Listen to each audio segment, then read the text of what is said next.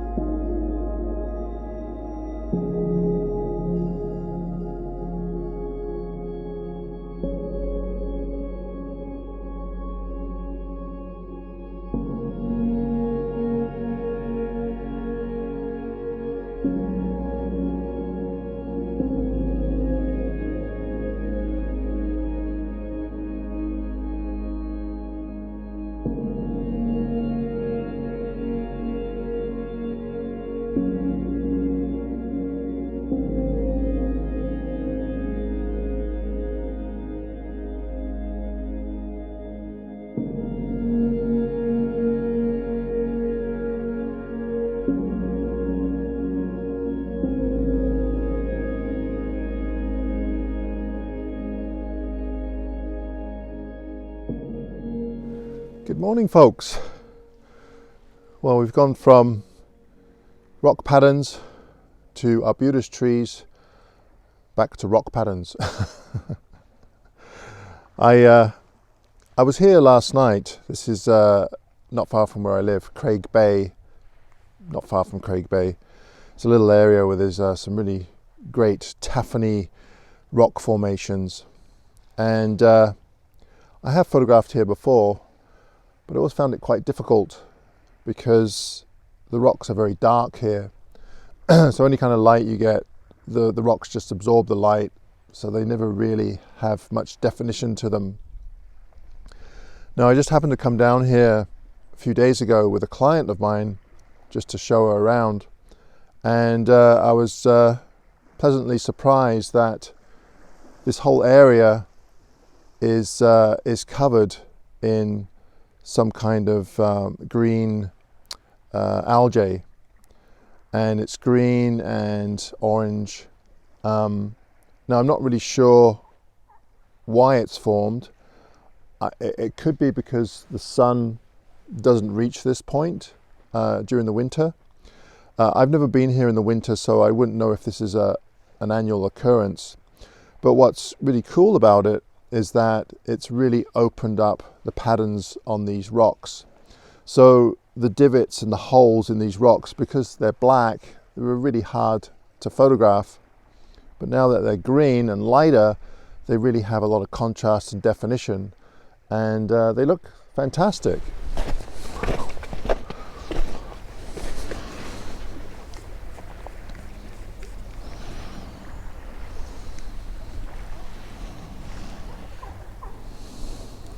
Okay, I was just looking at the scene and I thought I'd try a polarizer, and yes, I've decided to use a polarizer. It really saturates the colors. So these are the Case Revolution filters. They're color coded, which is a great asset. So the polarizer is silver, the 3-stop is the blue, the yellow is the 6-stop, and the red is the 10-stop. So we'll just pop that on there, and let's see here. You can see as I turn it, especially up here, it really does saturate those greens nicely and adds quite a bit more contrast to this rock as well.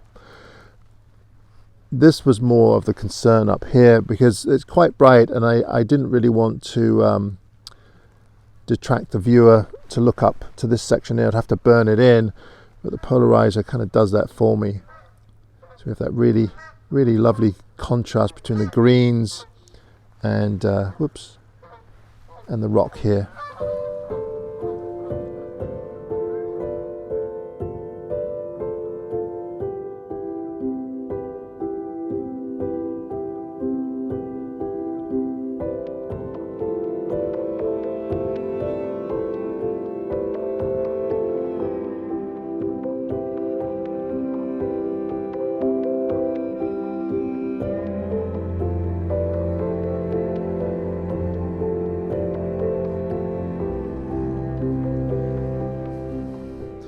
Okay, so one of the things that I've mentioned a number of times throughout my videos is that my approach to a scene, I generally try to find one or two scenes within the landscape and then stick with them. And that is really hard to do because we're constantly bombarded by other things that we want to photograph. So it's really tempting to just take a few quick shots and then jump over to something else. Personally, I like to take my time. I'll find one or two compositions and just keep tweaking them. This is a great example of that. You know, we took the first photograph and I quite like it, but as I move around and start looking at things with a more critical eye, you start to see angles and shapes that perhaps you hadn't thought of before. So in this case, I moved around and I really quite liked the cast over here from the sky, the reflection, so that we have this really nice blue color, but then we have the intensity of the green. And again, I'm using a polarizer, so if I just turn this around here, you can see that without the polarizer, the blue kind of gets a little bit lost here. Our eye goes directly to that, but by using the polarizer, we're darkening those reflections just a little bit in the rock and that, and now all of a sudden our eye goes to this, and that's where I want people to look, into this section here. Now it is a little bit heavy down here, so what I've decided to do is just include this little rock here, and that balances out the whole composition, to my eye anyway. So what I like about this is I have these interesting shapes down here, these angles of these cracks coming through here, this through here, and what I might have to do is just lighten this ever so slightly just to kind of bring you in around the frame.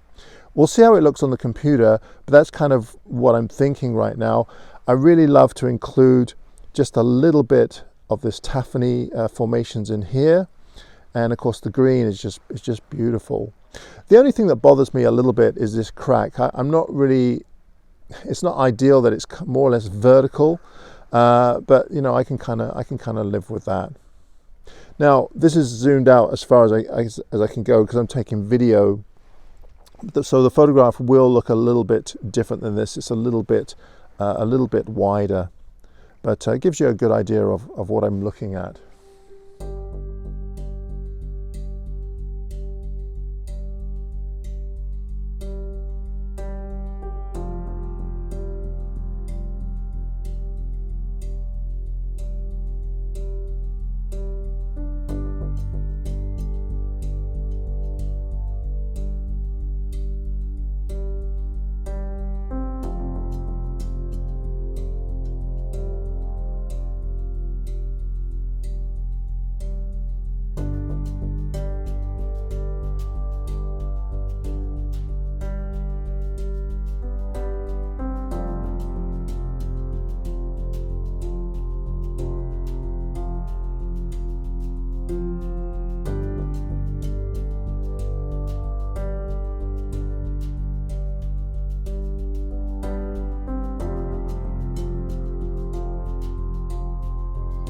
All right, I've moved all of 3 meters over to my left on the same kind of conglomerate here, and the green is just so intense here. But what I like about this scene is the kind of lightning strike diagonal through the frame here, through the bottom here, but also this diagonal line of rock that goes through here continues this section here. So we're working with angles here and lines, and also these two lines that come down here. So we've got these two lines here, this angle here, and then the angle here. And this pattern here is really interesting, but what really sets it off is the green. So it would have been very easy just to zoom in on the Tafoni pattern right here, but I think if you can add something to your scene just to kind of set it apart and put your personal stamp on that, that's always very helpful. The risk you run though is that you don't want to make it too complicated so that your main subject kind of gets lost in the frame. So I really like this photograph, and I'm looking forward to looking at this one on the screen.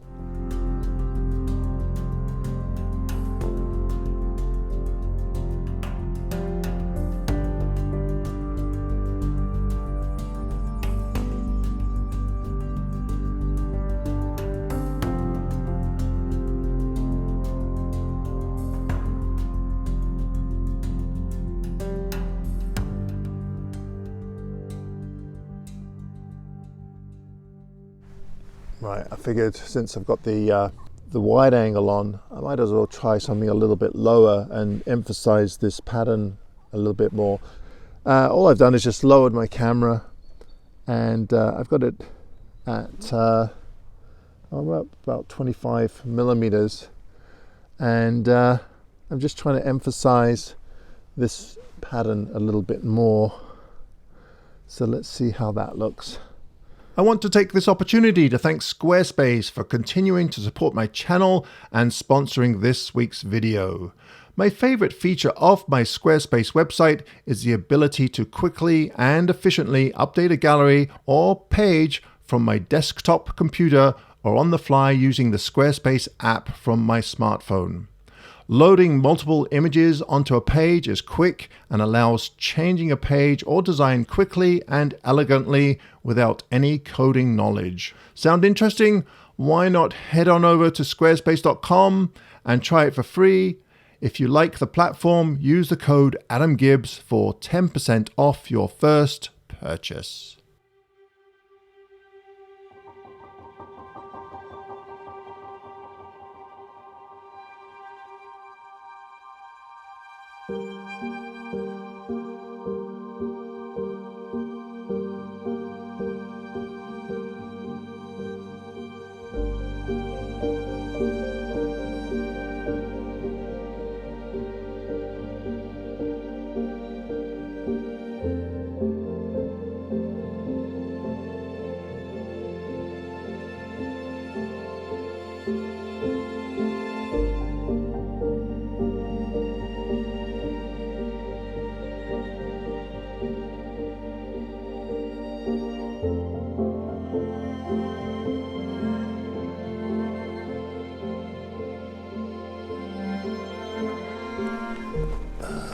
Starting to get a bit chilly. Now, a number of people have asked me about my orange jacket. The reason why I ended up getting a fisherman's jacket, and this is what this is because I just found that Gore-Tex just does not work for me. Now, if I'm in the mountains and I'm hiking, then yes, some kind of breathable waterproof is ideal. But most of the time when I'm out taking photographs, I'm just sitting around or standing, and a lot of the time I'm standing in the rain and the wind, and after a while Gore-Tex, it just starts to soak in.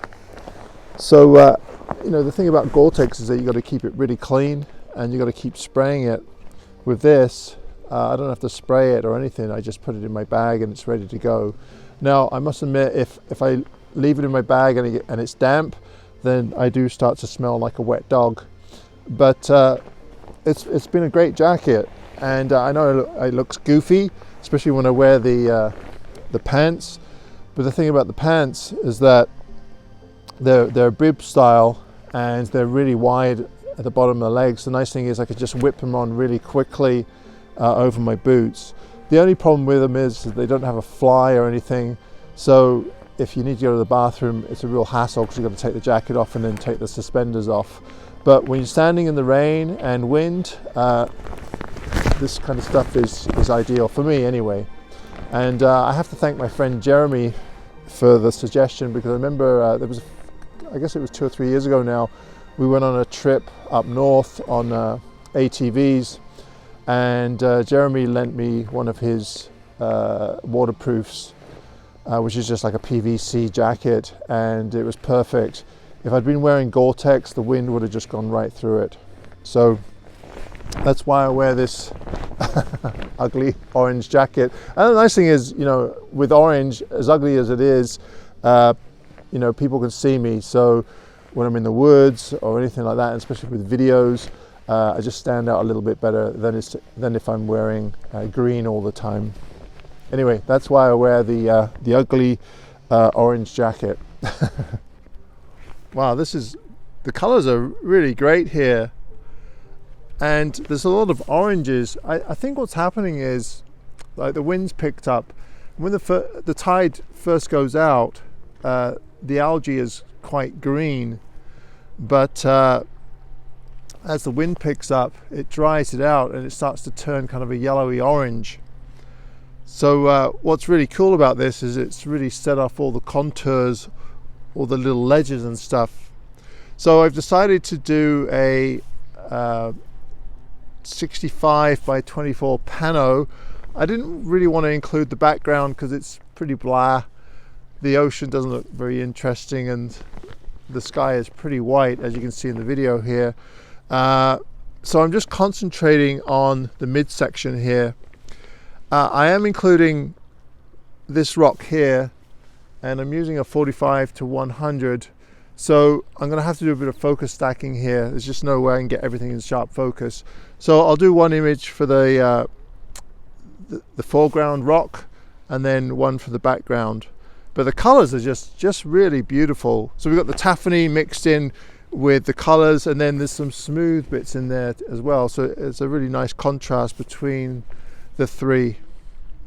I think this is my last shot. I'm starting to get a little bit cold standing out here in the wind, but it might be worth coming back sometime really soon. So I'll show you the photograph to finish off. Thank you ever so much for watching this week's video. I really appreciate it. And if you're interested in supporting my channel in other ways, we still have some workshops available. Alistair, Ben and I are doing some workshops in the Port Renfrew area in May. So the second workshop, we still have 3 spots available. And then Paul Thompson and I are also doing some in Port Renfrew in October, and we have a few spots available there. And also Scotland in November. I know it's a ways off, but they're starting to fill. So if you're interested in doing a workshop with myself, Dean Allen and Paul Thompson in November on the Isle of Harris, then be sure to check out my website where you'll find the links to all of those workshops. Thank you ever so much, everybody, and I hope you enjoyed the video. Till next time, cheerio.